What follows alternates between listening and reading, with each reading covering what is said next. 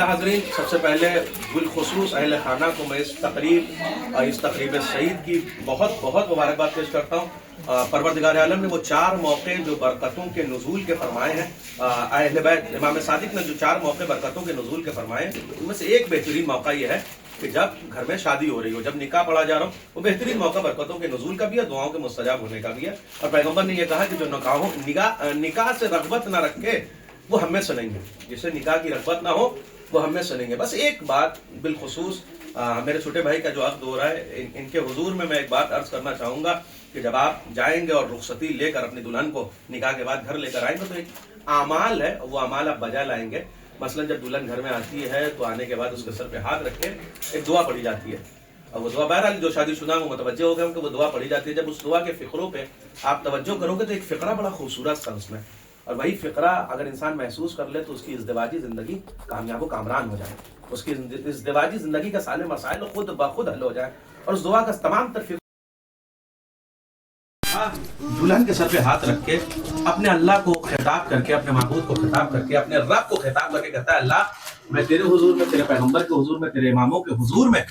یہ بات اور یہ وعدہ کرتا ہوں کہ خدایا یہ جو دلہن بیاہ کے میری زوجہ کی شکل میں میرے گھر میں آئی ہے، پروردگارہ یہ بات میں تیرے حضور میں یہ عہد کرتا ہوں کہ پروردگارہ یہ تیری امانت ہے جو مجھے سونپی جا رہی ہے، تیرے حضور میں، تیرے پیغمبر کے حضور میں، تیرے امام کے حضور میں یہ امانت کس کی ہے؟ خدا یہ تیری امانت ہے جو میرے حوالے۔ یہ عنوان اگر ایک شوہر اپنی زندگی میں روشن کر لے کہ میرے ساتھ جو شریک حیات میری ہے وہ اللہ کی امانت ہے،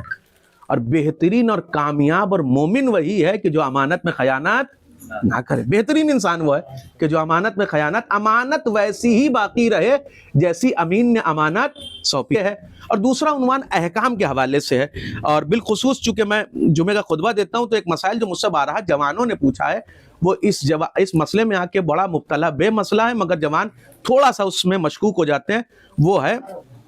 غسل کے احکام میں۔ چونکہ آج ماشاءاللہ سے ہر گھر میں شاور موجود ہے،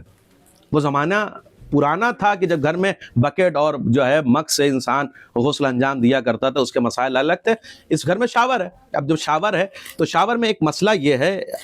سستانی صاحب کا مسئلہ یہ ہے کہ جب اگر آپ شاور میں غسل کر رہے ہو تو آپ کو اس بات کا خیال رکھنا ہے کہ کبھی بھی آپ کا غسل انجام دیتے وقت پانی متصل نہ رہے، وگرنہ آپ کا غسل باطل ہے۔ آپ مسئلہ بھی جانتے ہیں، آپ کو مسئلہ پتہ بھی ہے، آپ کو طریقہ بھی معلوم ہے، سب کچھ معلوم ہے، مگر غسل باطل ہے، کیونکہ آپ نے پانی منقطع نہیں کیا۔ پانی منقطع کرنے کا مطلب کیا ہوتا ہے؟ مثلا آپ نے شاور کھولا اور شاور کھولنے کے بعد آپ نے غسل انجام دینا شروع کیا تو تمام تر نجاسات کو برطرف کرنے کے بعد 3 سٹیپ ہیں: سر و گردن کا دھونا، رائٹ باڈی کا دھونا، لیفٹ باڈی کا دھونا۔ تو رائٹ باڈی کو دھلنے کے بعد انسان پانی کو منقطع کرے، یعنی 2 سٹیپ پیچھے ہٹے، 2 قدم پیچھے ہٹے، پھر رائٹ حصہ، پھر 2 قدم پیچھے ہٹے، پھر لیفٹ حصہ۔ اگر آپ کا پانی منقطع نہیں ہوا ہے تو طریقہ صحیح ہونے کے بعد بھی آپ کا غسل باطل ہے۔ لہٰذا چونکہ یہ عقد سعید ہے، یہ روز سعید ہے، یہ دعاؤں کی مستجاب کا وقت ہے، لہٰذا اہل بیت کے حق کے وسیلے سے میں دعا گو ہوں کہ پروردگارہ یہ میں بے حق کے چہردہ معصومین میرے چھوٹے بھائی کے لیے جو بہت بڑا دن ہے، ماشاءاللہ آج ایمان کے تکمیل ہونے کا دن ہے، ہم اہل بیت کے وسیلے سے دعا گو ہیں پروردگارہ اس دن میں اپنی رحمتوں اور اپنی برکتوں کا نزول فرما۔ میرے بھائی کے لیے اہل بیت کے حق کے وسیلے سے میں دعا گو ہوں، خدایا اس کی آنے والی زندگی کو ویسا بنا دے جیسا پروردگارہ اہل بیت چاہتے ہیں۔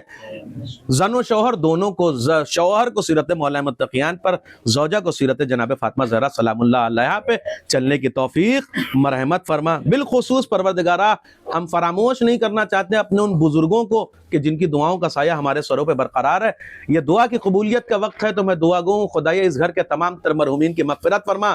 ان کے درجات میں بلندی عنایت فرما۔ خدایا ہم دعا گو ہیں کہ ان کو قبروں کو آل محمد کے نور سے منور فرما دے۔ خدایا ہم دعا گو ہیں کہ ان کی دعاؤں میں، ان کی چونکہ مرحومین ہمارے حق میں دعا کرتے ہیں، اہل بیت کے حق کا واسطہ خدایا ہم دعا گو ہیں کہ ہمارے مرحومین ہمیں زندگی کے کسی لمحے میں بھی فراموش نہ کریں، بے حق کے چہردہ معصومین علیہ الصلوۃ والسلام۔ بسم اللہ الرحمن الرحیم، ان اللہ و ملائکتہ یصلون علی النبی یا ایھا الذین آمنوا صلوا علیہ وسلموا تسلیما۔